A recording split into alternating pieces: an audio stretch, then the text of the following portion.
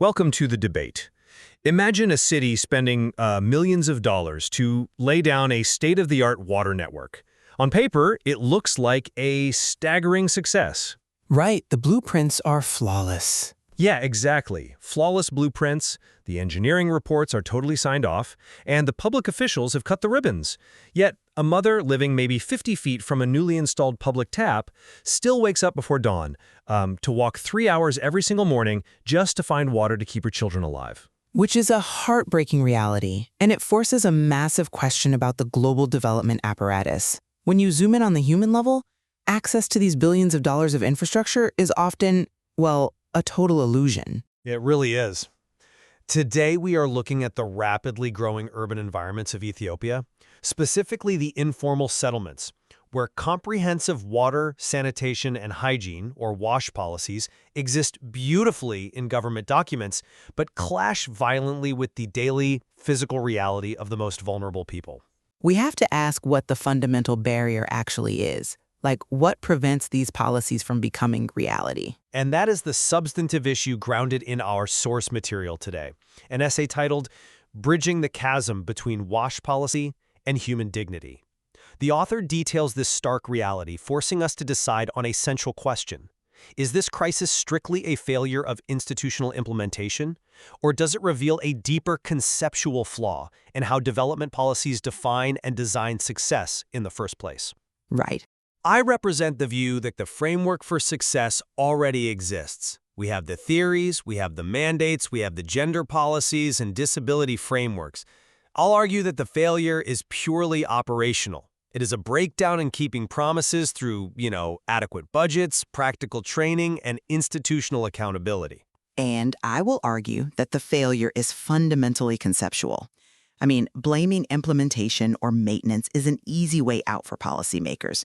These development policies are inherently flawed from the exact moment they are drafted because they prioritize engineering outputs and final project reports over human-centered design. Okay, but the era of policy writing, of figuring out what basic rights people should have, is basically over. The author makes a very clear point here. The sector has successfully established the theoretical groundwork. Sure, on paper. Right. On paper, the progress is remarkable. We have universal access targets codified into law. But even the most conceptually perfect policy will simply gather dust without the operational mechanics to sustain it. Let's look at Abebech. The single mother from the text. Yes, Abebech, living in an informal settlement. Every morning, she begins the grueling task of finding water. She loses hours of potential income-earning time, waiting and carrying heavy jerry cans. Why is she doing this? Is it because the conceptual design of the city's water policy failed her? I would say yes. Well, no. It is because the public tap near her home has been broken for months. But Abebech's broken tap isn't an isolated accident, right? It's the exact same systemic blind spot we see across the entire sector. You say the tap was a success of conceptual design until it broke, but you are separating the design from its lifespan. Because they are separate. The infrastructure was physically built. The engineering blueprint was actually executed. A broken pipe that no one has the budget or the accountability to fix is an operational failure, pure and simple. Is it, though? Yes. Abebech is suffering because the utility company failed to keep a promise they already made. It's like buying a brand new state-of-the-art smartphone but having no charger. The phone itself, the design, is brilliant, but without the operational lifeline of electricity, it inevitably becomes a useless brick. Okay, but you're treating human usability as an operational afterthought rather than the core metric of design. Let me introduce the other resident from the text, Aduna, who uses a wheelchair. Right. His neighborhood actually has a communal toilet. According to municipal data, sanitation services successfully exist in his area. The toilet is not broken like Abebech's tap. It functions exactly as engineered. So the infrastructure is there. It is, but reaching that facility means navigating uneven pathways and squeezing through entrances that were clearly never designed with him in mind. The infrastructure exists, yes, but the access does not. I mean, a terrain issue in an informal settlement is incredibly difficult to manage operationally. No, it is a failure to ask the most basic questions before a project begins. The blueprints themselves are devoid of human-centric reality. If a policy framework allows an engineer to sign off on a communal toilet that a disabled person cannot enter and mark that project as 100% complete, then the flaw is conceptual. I disagree. The definition of success in that policy is fundamentally broken. You cannot blame the charger when the smartphone was built without a screen. Well, if you're listening to this, you might be thinking it's just a broken pipe for Abebech or a missing ramp for Adugna. Why doesn't the city just send a plumber or a concrete pourer to fix it? But we have to look at the massive, chaotic reality of what an informal settlement actually is. They are definitely chaotic. Right. We aren't talking about a neatly laid out suburban grid with property taxes and zoning laws. Informal settlements in Ethiopia are dense, exponentially growing areas, often with undocumented utility grids and zero formal land tenure. Scaling public works in that environment is an operational nightmare. Which is exactly why the rigid top-down engineering models fail. They fail because of constraints, not malice or bad design philosophy. Over the years, the text notes, we see dedicated professionals in utilities, municipalities, and development organizations who genuinely want to improve lives. They are operating within severe financial bottlenecks. Sure, but why are those bottlenecks there? Because a municipal utility manager has competing, urgent priorities. They have to pay for chemical water treatments, staff salaries, electricity for massive pumps, and they have to expand the grid to newly settled areas just to stave off cholera outbreaks. I understand the pressure. You're asking a water utility to fundamentally reinvent its philosophy of human-centered design when they literally cannot afford the wrench required to fix a leaky pipe. The mechanism of delivery was correct for Abebech. The operational fuel to keep it running just ran out. That fundamentally misunderstands the political economy of these cities. Why can't the utility afford the wrench? Because the overriding policy framework defines success as capital expenditure rather than operational expenditure. We are talking about the ribbon-cutting problem. Okay, explain how you see that operating here. Well, international development works on a very specific financial logic. Foreign NGOs or development banks will happily give a municipality $5 million to build a brand new, highly visible sanitation grid. Because it saves lives. Yes, but that is capital expenditure, or CapEx. It gets you a ribbon-cutting ceremony, it gets the mayor a photo op, it gets the NGO a glossy cover for their annual report. But those same grants explicitly do not fund the $50,000 a year needed for local municipal salaries to maintain those pipes. Right, the OPEX. Exactly. Operational expenditure, or OPEX, maintenance is invisible until it fails. Exactly, which proves my point. It is a funding problem. It is a financial accountability failure, not a conceptual one. No. The funding mechanism is dictated by the conceptual framework of the policy. So long as the policy defines development as the physical construction of a facility, the money will always flow to construction over maintenance. But that's just budgeting. The budgets align with the metrics. If the conceptual metric of success was legally tied strictly to daily human usability, like if a broken tap meant the city's statistics legally downgraded from access achieved to access failed, watch how fast those operational budgets would change. But changing a conceptual model on paper doesn't magically manifest resources in reality. You are putting the cart before the horse. Let's look at the actual hierarchy of getting things done. Okay. Having a human-centric inclusion strategy without an operational budget is like drafting a brilliant architectural blueprint but refusing to buy bricks or hire builders. The blueprint isn't the problem. The refusal to fund the construction is. I see where you're going. We can sit here and debate the philosophical nuances of development metrics all day. But if we don't first hold institutions accountable to the basic promises they've already codified, like funding a maintenance crew, we're just engaging in an intellectual exercise. First, you have to buy the bricks. You have to execute the operations. Okay, I'll take your analogy because it actually proves the structural flaw. You say it's like having a brilliant blueprint and refusing to buy bricks. But what if the blueprint forgot to include doors? Oh, come on. That implies a level of ignorance that the text contradicts. The frameworks for inclusion exist. And yet, Aduna cannot get into the toilet.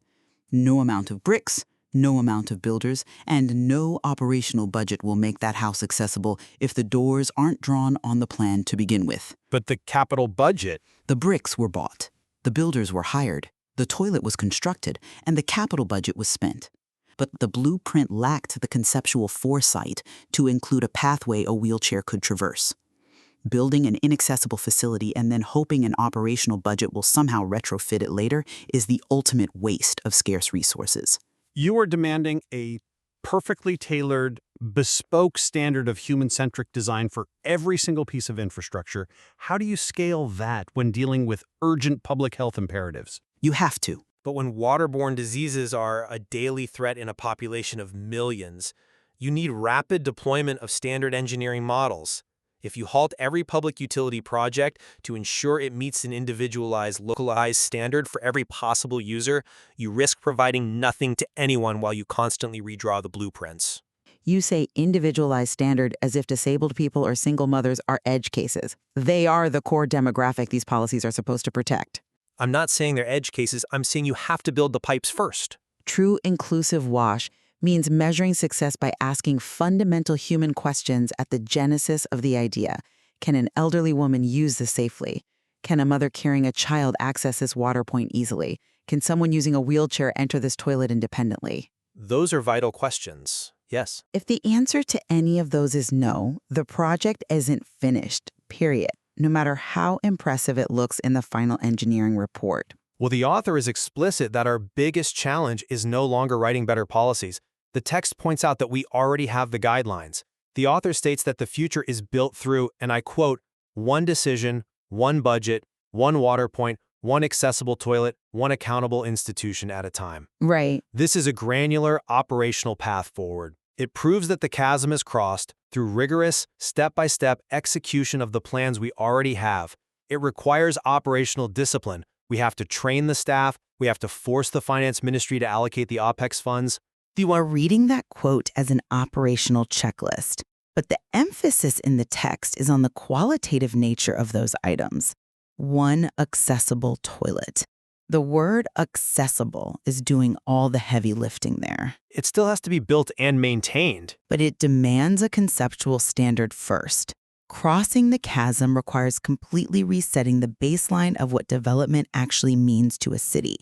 If policies continue to focus on macro-level urban development grids, the sweeping blue and gray lines on a municipal map, rather than the localized physical reality of a Babe walking 3 hours, trust in public institutions will continue to be broken. That's a bit harsh on the institutions, isn't it? You can improve 10,000 maintenance budgets, but if they are funding the repair of infrastructure that was conceptually designed to ignore the vulnerable, you are just financing the illusion of progress. The illusion of progress is a very strong accusation against professionals trying to hold a fragile system together. The text clearly notes that services often ignore the needs of those in need the most because of a lack of practical training and leadership prioritization. Which stems from the design. No, training is an operational mechanic. Leadership enforcing a standard is an operational mechanic. You cannot separate the necessity of infrastructure from the reality of its upkeep. We have the blueprint with the doors drawn on it now. The inclusion frameworks exist on the books. The failure is that the system refuses to construct the doors because they haven't prioritized the funding to do so. And I maintain that if Adumna still cannot get his wheelchair into the facility, it doesn't matter what the title of the policy document on the mayor's desk says. The doors are missing from the reality. We cannot separate the mechanism of implementation from the philosophy of design. Even with scarce resources. You ask how we scale human-centric design with scarce resources. I counter that you cannot afford not to. It is profoundly inefficient to build a water point that forces a mother to lose half her working day, or a toilet that a significant portion of the population cannot use.